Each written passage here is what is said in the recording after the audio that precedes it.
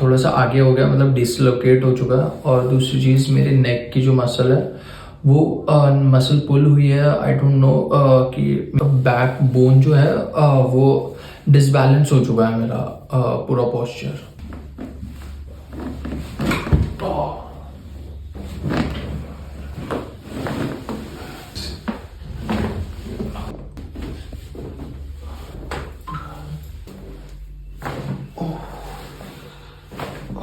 मतलब ऐसा लग रहा है बिल्कुल खुल गया बुरा। तो बहुत ज़्यादा वो था। क्या करते हो? मैं सर फैशन डिज़ाइनर हूँ, निफ्ट से मास्टर्स कर रहा हूँ फैशन मैनेजमेंट।